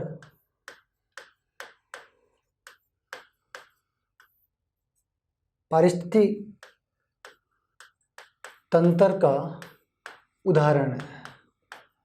ये पारिस्थितिक तंत्र का उदाहरण है। ठीक है, पारिस्थितिक तंत्र का उदाहरण है। मरुस्थल में पारिस्थितिक तंत्र का उदाहरण किसे कहते हैं, यही है। और इसे मरुस्थल का नकली स्थान भी कहते हैं। ये भी ध्यान रखेंगे आप, मरुस्थल, मरुस्थल का क्या कहते हैं, नकली स्थान, नकली स्थान भी कहते हैं। इसे मरुस्थल का नकली स्थान भी कहते हैं। ठीक है, नकली स्थान भी कहा जाता है। ये भी आप ध्यान रखेंगे। इसके अलावा ये ध्यान रखेंगे, सेवण घास, सेवण घास का मैदान भी कहते हैं इसे, सेवण घास का मैदान भी कहा जाता है। ठीक है, ये बात आप ध्यान रखेंगे। लाठीश्री क्षेत्र के बारे में मैंने 3 बातें और बताई है। मरुस्थल में पारिस्थितिक तंत्र का उदाहरण यही है। ठीक है, मरुस्थल का नकली स्थान भी कहा जाता है और सेवण घास का मैदान भी कहा जाता है। ये भूगर्भित जल पट्टी है जो मोहनगढ़ से पोखरण के मध्य स्थित है, 80 मीटर लंबी, 60 मीटर चौड़ी स्थित है। ठीक है, इसमें मैंने घास के बारे में बताया, सेवण घास के बारे में बताया, अन्य घास के बारे में बताया, और सेवण घास में मैंने बताया प्रजनन कौन सा, गोडाउन पक्षी, और फिर बात मैंने की गोडाउन पक्षी की बात की है। तो ये सब बातें किस में आ रही हैं, लाठीश्री क्षेत्र में आ रही है। और लाठीश्री क्षेत्र किसका भाग है, बालू का मुक्त प्रदेश का भाग है, जहाँ पर बालू का स्तूपों का निर्माण नहीं होता है। और बालू का स्तूप मुक्त प्रदेश है, ये पहला भाग है, ये किसका, शुष्क प्रदेश का, शुष्क मरुस्थल का। तो शुष्क मरुस्थल के 2 भाग हैं, उनमें एक भाग हमने क्लियर कर लिया है और एक में ही है लाठीश्री क्लियर किए है। आप बात समझ पा रहे हैं? इसके बाद में देखिए आप, अगले वाले पॉइंट की ओर चलता हूँ मैं। शुष्क मरुस्थल के बाद में आगे पॉइंटों में चले तो देखिए आप, शुष्क मरुस्थल का दूसरा भाग हम पढ़ेंगे। तो ये आपके सामने ये देखिए आप, शुष्क मरुस्थल का हम कौन सा मरुस्थल पढ़ रहे हैं? शुष्क मरुस्थल। शुष्क मरुस्थल का मैंने दो भाग बताए हैं, तो शुष्क मरुस्थल का दूसरा भाग हम पढ़ रहे हैं। ठीक है, बालुका युक्त प्रदेशों की हम बात कर रहे हैं, जहां पर बालू का स्तूप का निर्माण होता है। देखिए इस प्रदेश में एक तो क्या होता है, बालू का स्तूप या टीले बनते हैं। जो टीले होते हैं ना, टीले को स्तूप कहा जाता है। ठीक है, इस प्रदेश में बनते हैं। ठीक है, एक इसमें ये ध्यान रखना, जो बालू का जो स्तूप बने हैं होलोसीन काल से, होलोसीन काल से प्रारंभ हुए। ठीक है, होलोसीन काल से प्रारंभ हुए। ठीक है, इसके बाद आप ध्यान रखेंगे ये मिट्टी के अपरदन व निक्षेपण का प्रतिफल है। बालू का स्तूप बनते हैं तो मिट्टी अपरदन व निक्षेपण का ही तो प्रतिफल है, ये बात आप ध्यान रखेंगे। बालू का स्तूप सर्वाधिक कब बनते हैं, तो आप ध्यान रखेंगे बालू का स्तूप सर्वाधिक कब बनते हैं, ये आप ध्यान रखेंगे। सर्वाधिक कब बनते हैं, तो मैं बता देता हूँ, ये मार्च से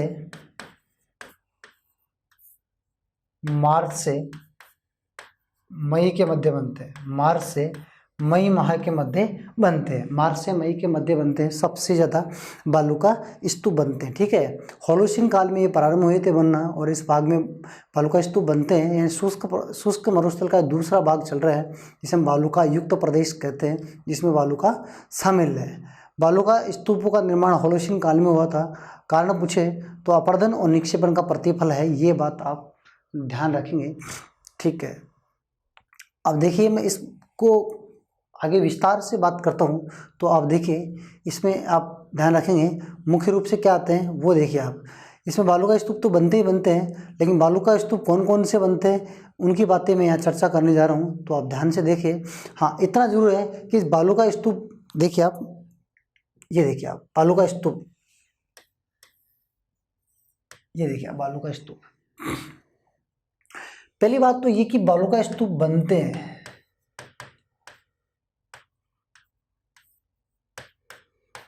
उसके लिए शर्त आप ध्यान रखेंगे। क्या शर्त है, तो आप ध्यान रखेंगे सर, वायु का वेग तीव्र होना चाहिए, और मिट्टी कैसी होनी चाहिए, बालू का मिट्टी होनी चाहिए, बालू का मिट्टी होनी चाहिए, और वायु का वेग क्या होना चाहिए, तीव्र होना चाहिए। तो तीव्र वेग से बालू का चली जाएगी। ठीक है, तो मिट्टी ये ध्यान रखेंगे बालू का होनी चाहिए, वायु का। ठीक है, एक अवरोध होना बहुत जरूरी है, अवरोध होना आवश्यक।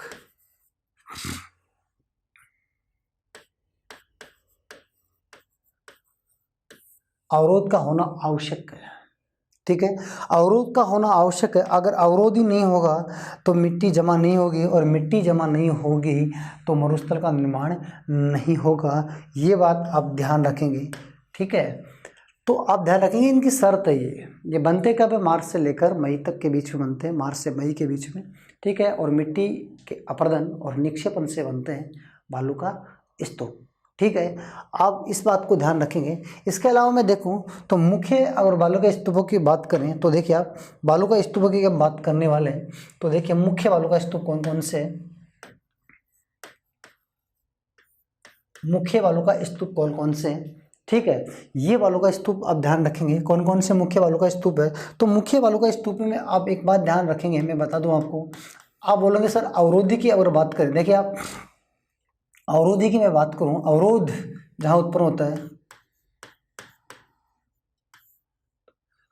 अवरोध उत्पन्न करने वाले बालू का स्तूप कौन कौन से हैं, या अवरोध के कारण बनने वाले बालू का स्तूप कौन कौन से हैं, तो ये आप ध्यान रखेंगे। अवरोध से बनने वाले बालू का स्तूप कौन से, अवरोध से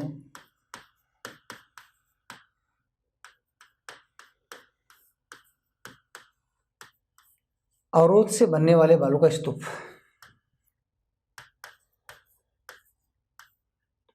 तो ये कौन कौन से आप ध्यान रखेंगे इस बात को। एक तो कौन कौन सा है, देखिए पैराम्बोलिक है, पैराम्बोलिक या पैराबोलिक, ठीक है। एक है सबरकाफिज, सबरकाफिज, पैराम्बोलिक और बरखान, एक होता है अवरोधी। ये जो बालू का स्तूप है ये सब क्या बनते हैं, अवरोध से बनते हैं, किसी न किसी अवरोध से बनते हैं। जब मिट्टी वायु के वेग से आगे जा रही है, ठीक है, बीच में अवरोध आ गया, या तो वनस्पति के द्वारा आ गया या किसी पहाड़ी क्षेत्र के द्वारा आ गया, तो अवरोध आने से वहाँ बालू का स्तूप बनते हैं। तो वो बालू का स्तूप कितने प्रकार के बनते हैं, 4 प्रकार के। तो 4 प्रकार के बालू का स्तूप तो आप अवरोध में ध्यान रखेंगे कि सब 4 प्रकार के बालू का स्तूप ऐसे हैं जो किसी न किसी अवरोध से बनते हैं। बात समझ पा रहे हैं, किसी न किसी अवरोध से बनते हैं। तो अब मैं बात करता हूँ पैराम्बोलिक की, बात करता हूँ नंबर 1 की बात करें तो पैराम्बोलिक, देखिए आप नंबर 1 की बात करूँ मैं, नंबर 1 कौन सा है, पैराम्बोलिक, पैराम्बोलिक बालू का स्तूप, ठीक है। देखिए बड़ी झाड़ी है ना, बड़ी, ठीक है, बड़ी झाड़ियों से अवरोध से बनते हैं, ठीक है, बड़ी झाड़ियों के अवरोध से बनते हैं,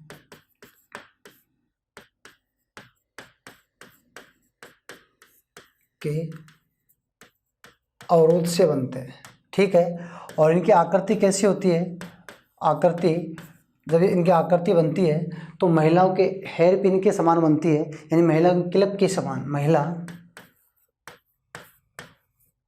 महिलाओं के हेयर क्लिप के समान बनती है, हेयर क्लिप के समान इनकी आकृति बनती है, ठीक है। ये श्रृंखलाबंद होते हैं,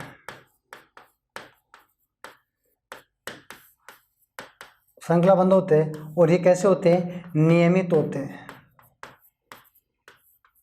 नियमित होते हैं, श्रृंखलाबंद होते हैं। और सर्वाधिक मरुस्थल में सर्वाधिक बालू का स्तूप इसी प्रकार के बनते हैं। तो ये भी आप ध्यान रखेंगे, सर्वाधिक इसी प्रकार के बनते हैं। इसमें आप ध्यान रखेंगे ये अर्धशुष्क मरुस्थल आया था ना, अर्धशुष्क मरुस्थल में बनते हैं, ये सर्वाधिक कहाँ बनते हैं, अर्धशुष्क मरुस्थल में बनते हैं। और अर्धशुष्क मरुस्थल में कितने जिले आते हैं, 8 जिले आते हैं, ठीक है, उन 8 जिलों में बनते हैं, ठीक है। ये सर्वाधिक अर्धशुष्क मरुस्थल में बनते हैं। और अर्धशुष्क मरुस्थल में कितने जिले आते हैं, तो आप बताएंगे 8 जिले वहाँ बनते हैं, श्रृंखला बनते हैं, नियमित बनते हैं, महिलाओं की क्लिप की आकृति के समान बनते हैं, और झाड़ियों की अवरोध से बनते हैं पैराम्बोलिक बालू का स्तूप।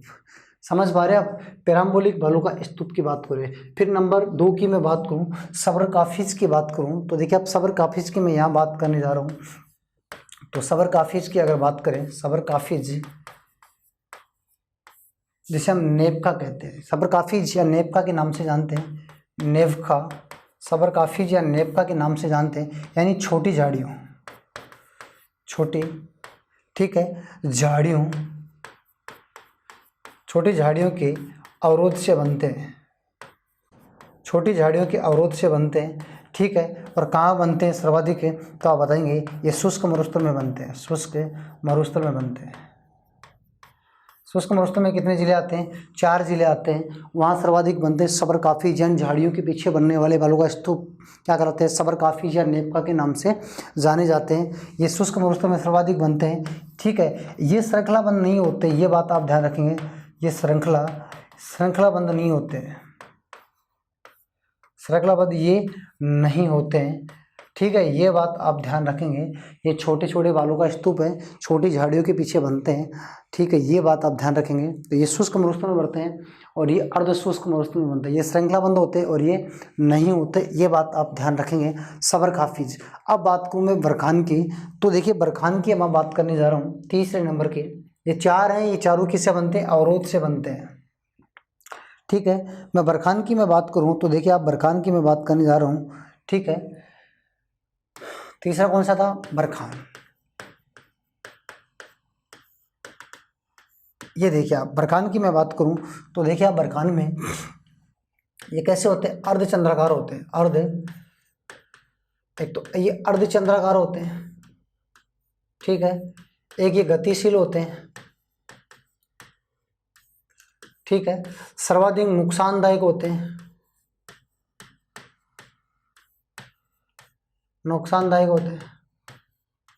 ठीक है। सर्वाधिक नुकसान यही पहुंचाते हैं, अर्धचंद्राकार होते हैं, ठीक है। ये बात आप ध्यान रखेंगे। इसके अलावा देखिए आप, ये सर्वाधिक कहाँ होते हैं? तो ये बात भी आप ध्यान रखेंगे, सर्वाधिक ये कहाँ होते हैं? शेखावाटी प्रदेश में। सर्वाधिक कहाँ होते हैं? शेखावाटी प्रदेश में होते हैं, और शेखावाटी प्रदेश में होते हैं। इनके अलावा मैं बात करूँ, देखिए आप, नागौर, एक तो चूरू, देखिए आप, चूरू का पालेरी और भालेरी, पालेरी और भालेरी यहाँ के स्थायी रूप से मिलते हैं। यानी सबसे ज़्यादा स्थायी रूप से कहाँ मिलते हैं? पालेरी और भालेरी में मिलते हैं, स्थायित्व लिए हुए हैं, ठीक है, पालेरी और भालेरी में, ठीक है। इसके अलावा आप लूणकरणसर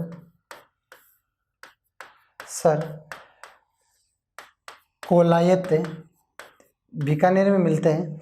ये इन क्षेत्रों में सर्वाधिक देखने को मिलते हैं। अर्धचंद्राकार होते हैं, गतिशील होते हैं, नुकसानदायक होते हैं, ये ध्यान रखेंगे।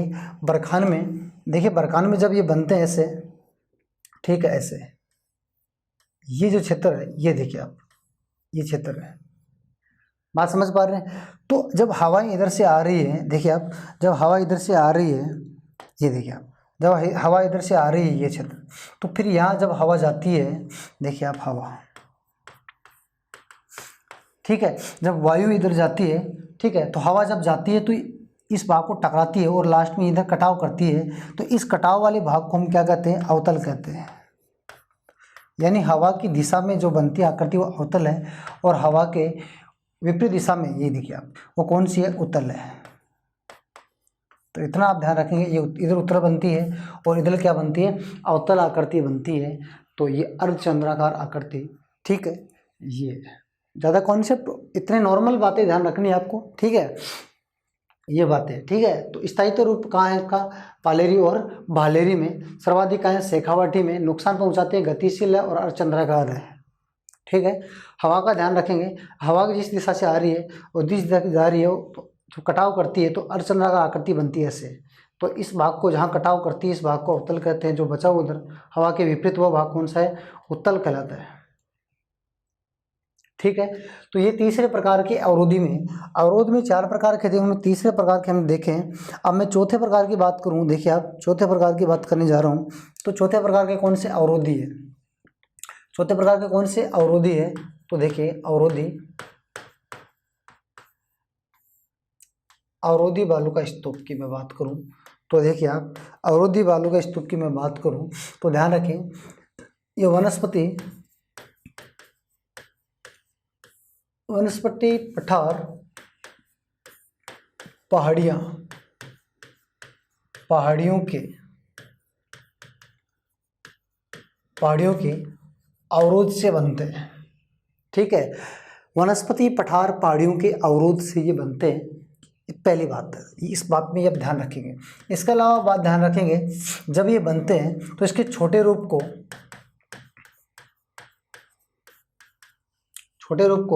हॉलबैग के नाम से जानते हैं। क्या कहते हैं? हॉलबैग।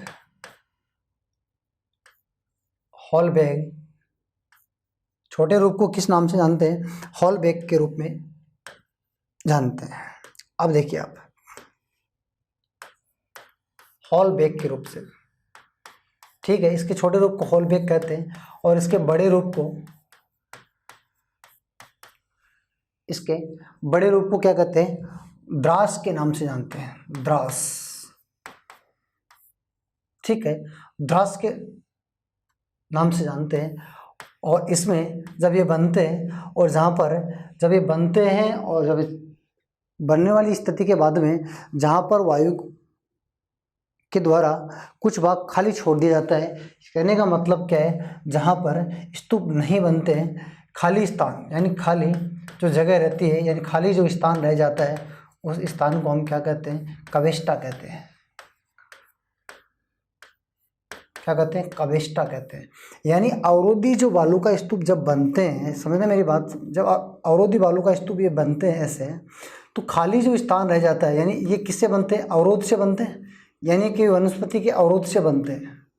ठीक है, जैसे बालू हवा आ रही है, ये देखिए आप, हवा आ रही है और वनस्पति के अवरोध से ये बन रहे हैं, तो बीच में जो खाली स्थान रह गया, खाली जो स्थान बच गया, उसे क्या कहते हैं, कवेष्टा कहते हैं।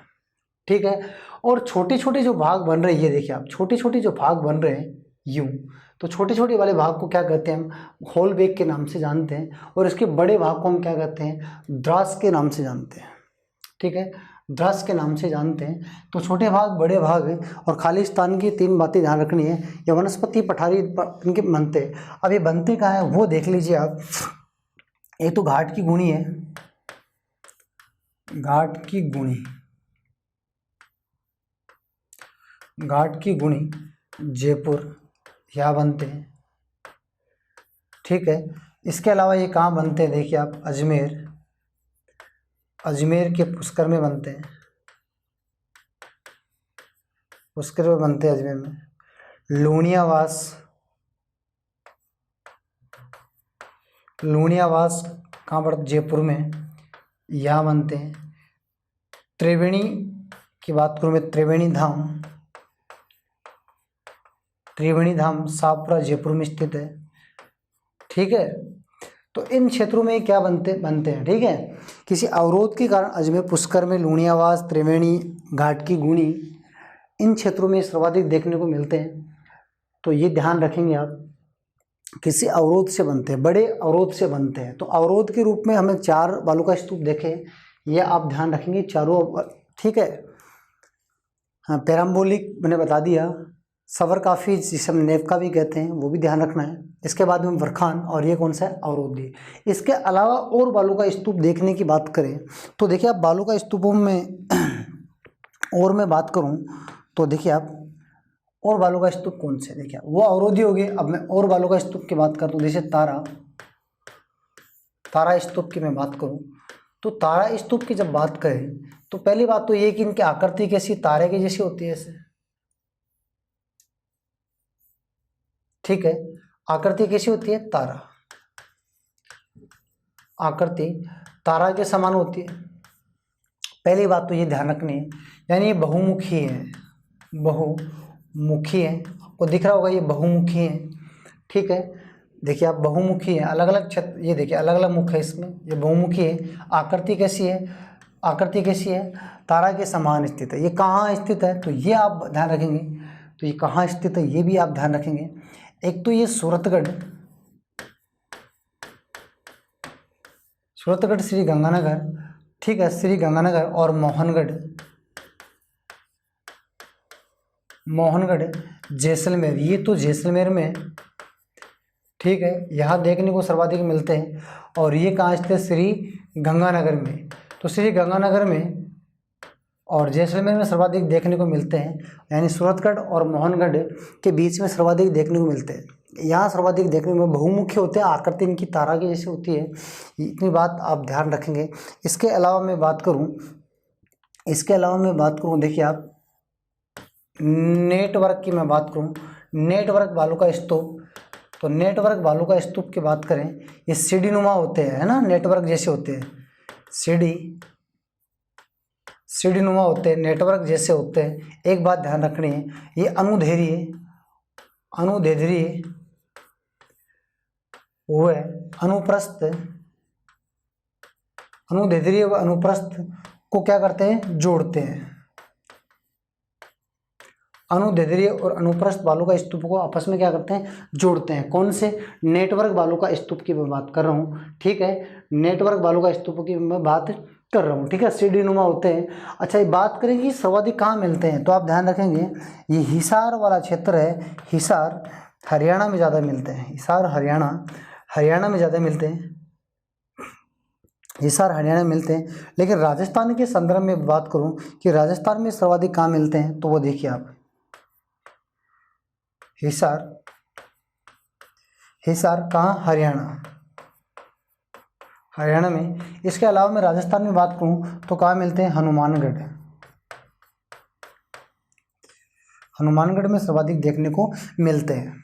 ठीक है, इतनी बात ध्यान रखेंगे। नेटवर्क राजस्थान में सर्वाधिक कहाँ मिलते हैं, हनुमानगढ़ में मिलते हैं। ठीक है, हिसार में मिलते हैं, अच्छा 2 बार लिख दिया, ठीक है कोई बात नहीं। हिसार में सर्वाधिक देखने को मिलते हैं हरियाणा में। अनुदैर्ध्य और अनुप्रस्थ को जोड़ने का काम करते हैं और कैसे होते हैं, सीढ़ी नुमा होते हैं। ठीक है, इसके अलावा मैं बात करूं, देखिए सीप की मैं बात करूं, किसकी बात करूं, सीप की अगर मैं बात करूं तो सीप में आप कोई बात ज़्यादा ध्यान नहीं रखेंगे। सीप समझने से पहले आपको अनुदैर्ध्य समझना पड़ेगा। ठीक है, अनुदैर्ध्य वो देखिए आप, अनुदैर्ध्य मैं समझा देता हूँ। अनुदैर्ध्य बालू का स्तूप यानी वायु की दिशा के समानांतर। ठीक है, वायु की दिशा के समानांतर जो बालू का स्तूप, देखिए आप, वायु की दिशा के समानांतर बालू के स्तूप की मैं बात करूं तो यहां आप कॉन्सेप्ट समझने की कोशिश करें। देखिए आप, वायु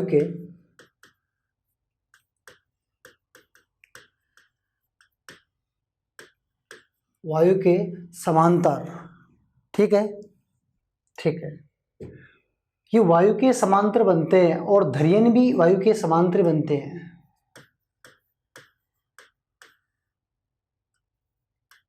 धरियन बालू का स्तूप ये भी ये भी वायु के समांतर बनते हैं। सीप की मैं बात करूं, सीप अनुदैर्ध्य का, सीप जो स्तूप बनते हैं वो अनुदैर्ध्य का छोटा रूप है। अनुदैर्ध्य का क्या है, छोटा रूप है। अनुदैर्ध्य का छोटा रूप कौन सा है, तो आप बताएंगे सीप है। अनुदैर्ध्य का सबसे छोटा रूप कौन सा है, सीप है। यानी वायु की दिशा के समांतर बनते हैं। ठीक है, वो धरियन जो बनते हैं वो भी इसी प्रकार के बनते हैं। ठीक है, धरियन बालू का स्तूप भी वायु के समानांतरी बनते हैं। ये बात आप ध्यान रखेंगे। सीप, अनुदैर्ध्य और धरियन ये भी वायु के समांतर बनते हैं, वायु के समांतरी बनते हैं। ठीक है, ये बात आप ध्यान रखेंगे। अनुदैर्ध्य में, अनुदैर्ध्य से आपको 2 चीज़ क्लियर होगी, तो दोनों चीज़ मैंने बताई, वहाँ से आप 2 चीज़ और क्लियर कर लिया आपने। देखिए धरियन और सीप भी आप क्लियर हो गई। ठीक है, कि धरियन और सीप भी अनुदैर्ध्य के ही भाग है। बात समझ पा रही हैं, यानी वायु के समांतर बनते हैं। ठीक है, आगे वाले की मैं बात करूँ तो देखिए आगे एक बचा है अनुप्रस्थ, अनुप्रस्थ बालू का स्तूप, अनुप्रस्थ स्तूप। अनुप्रस्थ स्तूप की मैं बात करूं तो आप देखिए, अनुप्रस्थ वायु के समकोण में बनते हैं, वायु के समकोण पर बनते हैं, वायु के समकोण पर बनते। जब वायु चलती है उसके समकोण पर बनने वाले बालू का स्तूप कौन से है, अनुप्रस्थ बालू का स्तूप है। वायु के समकोण पर बनने वाले बालू का स्तूप कौन सा है, अनुप्रस्थ है। अनुदैर्ध्य सर्वाधिक, ये सर्वाधिक कहाँ देखने को मिलते हैं, ये सर्वाधिक देखिए आप शुष्क जिलों में देखने को मिलते हैं। शुष्क जिले कितने, 4 जिले शुष्क जिलों में देखने को मिलते हैं। ठीक है, ये भी सर्वाधिक कहाँ देखने को मिलते हैं, शुष्क जिलों में मिलते हैं। ठीक है, यानी सर्वाधिक पश्चिमी राजस्थान में देखने को मिलते हैं, जैसलमेर, बीकानेर, इन क्षेत्रों में। ये भी जैसलमेर, बीकानेर क्षेत्र वालों में सर्वाधिक देखने को मिलते हैं। अनुप्रस्थ वायु के समकोण, अनुदैर्ध्य वायु के समांतर, धरियन भी वायु के समांतर और सीप भी अनुदैर्ध्य का ही छोटा भाग है। तो ये बालू का स्तूप थे 8 प्रकार के, ये बात आप ध्यान रखेंगे। इसके अलावा मैं बात करूं, देखिए आप एक बात ध्यान रखेंगे, हम क्या पढ़ रहे हैं ये बात आप ध्यान रखेंगे। हम पढ़ रहे हैं, देखिए ये क्षेत्र शुष्क मरुस्थल के 2 भाग पढ़े हमने, बालू का मुक्त प्रदेश, समझ पा रहे हो आप, बालू का मुक्त प्रदेश हमने पढ़ा, उसमें लाठीश्री क्षेत्र की सबकी बात की, और शुष्क का ही मैंने अगला भाग पढ़ा था बालू का युक्त प्रदेश। और बालू का युक्त में मैंने कुछ कॉन्सेप्ट क्लियर किए थे, ये कॉन्सेप्ट आपको ध्यान रखने हैं। ठीक है, बालू का युक्त में, फिर बालू का युक्त में हमने पढ़े थे बालू का स्तूप, क्योंकि बालू का युक्त, बालू का स्तूप बनते हैं, और बालू का स्तूपों की मैंने बात की 8 प्रकार की। अब आगे वाले पॉइंट अर्धशुष्क मरुस्थल पढ़ने से पहले मैं कुछ कॉन्सेप्ट और क्लियर कर देता हूँ। देखिए आप, और यहाँ से मैं कॉन्सेप्ट क्लियर करता हूँ, ये देखिए आप, बालू का स्तूपों से और क्वेश्चन क्या बनते हैं? बालू का स्तूप तो मैंने बता दिया 8 प्रकार के, और कुछ क्वेश्चन की बात करूं मैं तो आप ध्यान से समझेंगे। देखिए दोस्त, ये जो बालू का स्तूप है,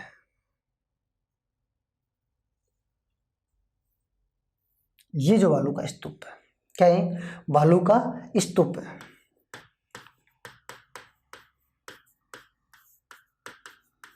ये बालू का स्तूप है, ठीक है। ये भी बालू का स्तूप है और ये भी बालू का स्तूप है। मैं लिख देता हूं यहां पर, बालू का स्तूप है, ठीक है। अब आप ध्यान से समझेंगे कि सर बालू का स्तूप है, इस प्रकार से बने हुए। अब इनके बीच के भाग की मैं अगर बात करूं तो आप ध्यान से देखें, इनके बीच के भाग को अगर मैं देखूं, ये देखिए आप, दो बालू का स्तूपों के मध्य हुए भाग को, दो बालू का स्तूप के मध्य के भाग को, यानी दो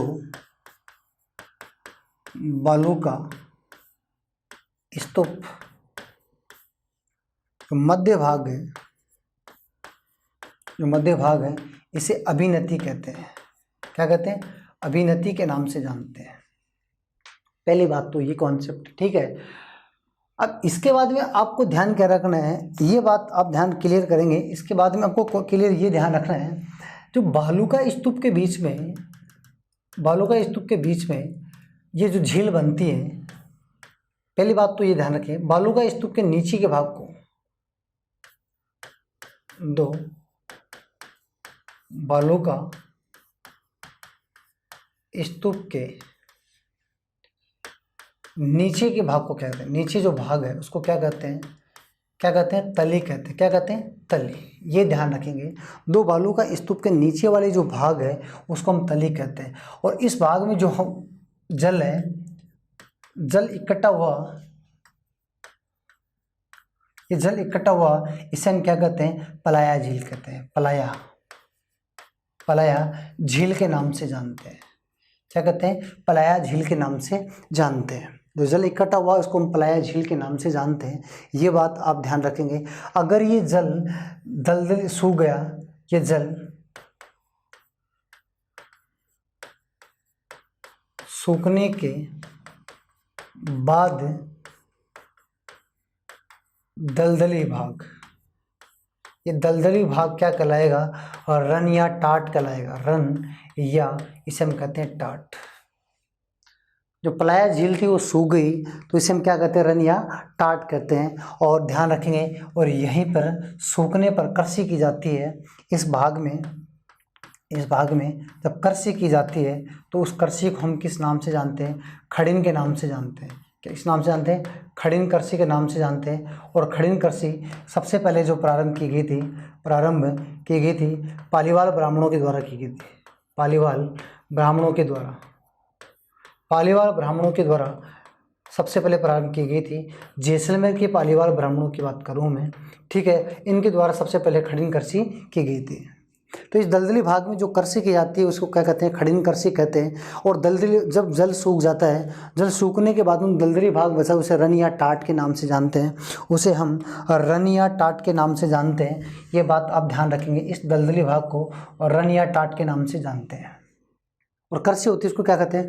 खड़िन कृषि कहते हैं। और जल इकट्ठा उसको क्या कहते हैं? पलाया झील कहते हैं। और दो बालू का स्तूप के बीच के नीचे, स्तूपों के नीचे भाग को क्या कहते हैं? तली के नाम से जानते हैं। और दो बालू का स्तूप के बीच के स्थान को कहते हैं? अभिनति के नाम से जानते हैं। बात समझ पा रहे हैं?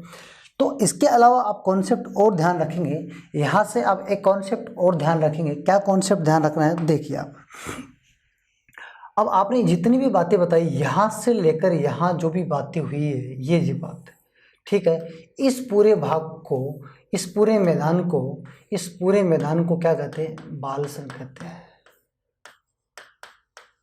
क्या कहते हैं? बालसन कहते हैं। इस पूरे मैदान को क्या कहते हैं? बालसन कहते हैं।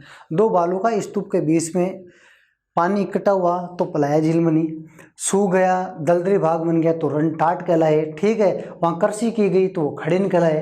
ये सारा जो प्रोग्राम है जो मैंने बताया, सारी बातें, उस पूरे क्षेत्र को हम क्या किस नाम से जानते हैं? इस मैदान को किस नाम से जानते हैं? बालसन के नाम से जाना जाता है। बालसन के नाम से जाना जाता है। और 2 बालू का स्तूपों के मध्य की भाग को क्या कहते हैं, अभिनति के नाम से जाना जाता है। किस नाम से जानते हैं, अभिनति के नाम से जाना जाता है। ये बात आप ध्यान रखेंगे। और रन और टाट की बात बता दें, जो दलदली भाग है वो क्या कहलाते हैं, रन और टाट कहलाते हैं।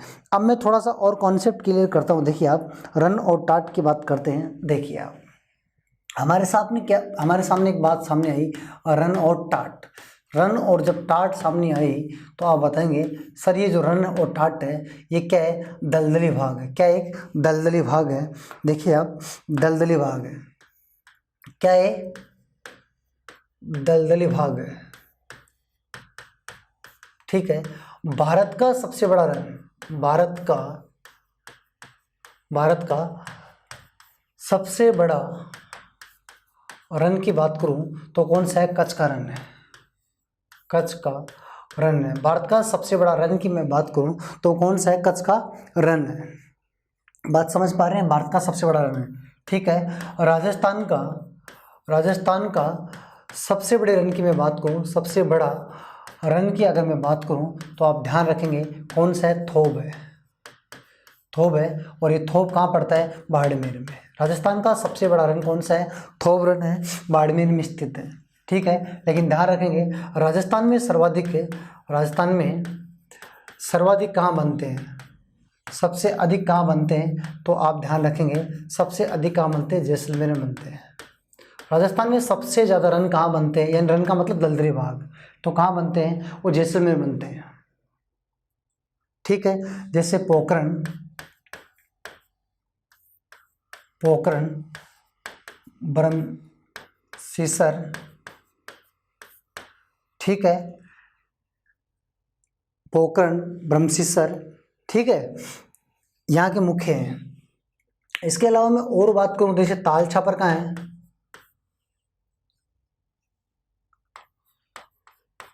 कनौड़ी आता। ठीक है। पोखरण, ब्रह्मशिसर, कनौड़ी ये सब क्या है, जैसलमेर के रन है। ताल छापर की मैं बात करूँ तो आप बताएंगे सर ताल छापर की मैं बात करूँ, देखिए तो आप ध्यान रखेंगे ताल छापर रन की बात करूँ तो ये कहाँ है, चूरू में स्थित है। ताल छापर कहाँ स्थित है, चूरू में स्थित है। ठीक है। लोण करणसर की मैं बात करूँ तो ये कहाँ है, बीकानेर में। अगर मैं बात करूँ भाप पे तो ये भाप कहाँ स्थित है, तो आप बताएंगे सर ये जोधपुर में स्थित है। ये कहाँ स्थित है, जोधपुर में स्थित है। बाप बोल्डर्स भी कहाँ है, जोधपुर में स्थित है। बाप बोल्डर्स क्या है, बाप बोल्डर्स मैंने बताया था आपको, बाप बोल्डर्स क्या है, बाप बोल्डर्स जोधपुर में स्थित है। और कार्बोनिफेरस काल में बाप बोल्डर्स का, देखिए मैं यहाँ नोट में बता देता हूँ आपको नई बात। ठीक है। बाप बोल्डर्स क्या है, बाप बोल्डर्स क्या है, ये ध्यान रखना है। बाप बोल्डर्स क्या है, ये क्या है, देखिए आप हिमानी अवशेष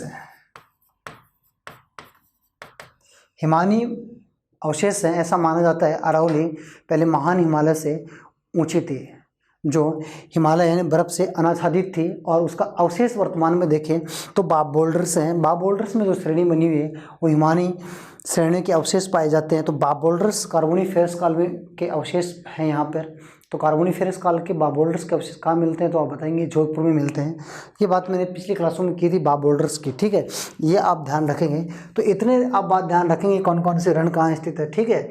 कौन सा बड़ा रण राजस्थान में सर्वाधिक कहाँ स्थित है, राजस्थान में सर्वाधिक कहाँ है, तो आप बताएंगे जैसलमेर में। एक बात मैं नोट में आप कुछ बता देता हूँ आपको, तो ये बात भी आप नोट में ध्यान रखेंगे। एक बात मैं नोट में बता देता हूँ, और राजस्थान में जोधपुर ऐसा जिला है जहाँ पर सभी प्रकार के बालू का स्तूप पाए जाते हैं। राजस्थान में जोधपुर ऐसा जिला है जहाँ सभी प्रकार के बालू का स्तूप पाए जाते हैं। तो ये बात भी आप ध्यान रखेंगे। ठीक है। सभी प्रकार के बालू का स्तूप कहाँ पाए जाते हैं, जोधपुर में पाए जाते हैं। ये बात आप ध्यान रखेंगे। ठीक है। तो बालू का स्तूपों में इतनी बातें कॉन्सेप्ट की है हमने, और मैं अगर कॉन्सेप्ट क्लियर करना चाहूँ तो आप और ध्यान रखेंगे, एक बात नोट में और ध्यान रखेंगे, मैं थोड़ा और कॉन्सेप्ट कर देता हूँ। देखिए आप, ये बालू का स्तूप है, ये बालू का स्तूप है, ठीक है। तो बालू का स्तूप है, देखिए आप, ये बालू का स्तूप है, ठीक है। तो बालू का स्तूप के उत्तरी भाग, ये ऊपर जो परत होती है, ऊपरी बालू का स्तूप के ऊपरी परत को क्या कहते हैं? उर्मिका कहते हैं। क्या कहते हैं? उर्मिका कहते हैं। ये बात आप ध्यान रखोगे। और देखिए आप, लंबे बालू का स्तूप होते हैं, लंबे बालू का स्तूप होते हैं, उसे हम क्या कहते हैं? ढोल के नाम से जानते हैं। लंबे बालू का स्तूप होते हैं, ठीक है, उसे ढोल के नाम से जानते हैं। और उसके ऊपर एक परत होती है, उसको क्या कहते हैं? उर्मिका कहा जाता है। ये बात भी आप ध्यान रखेंगे। और एक बात और बता दूं मैं, बालू का स्तूपों के बीच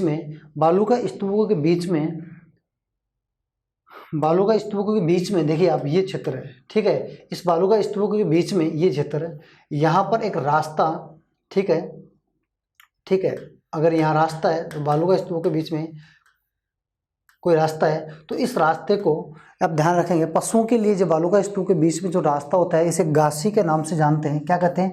घासी या कारवा के नाम से जानते हैं। घासी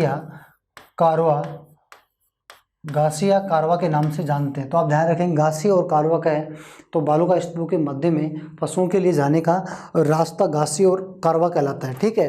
और लंबे बालू का स्तूप क्या कहलाते हैं? ढोल कहलाते हैं। ऊपरी परत इनकी क्या कहलाती है? उर्मिका कहलाती है।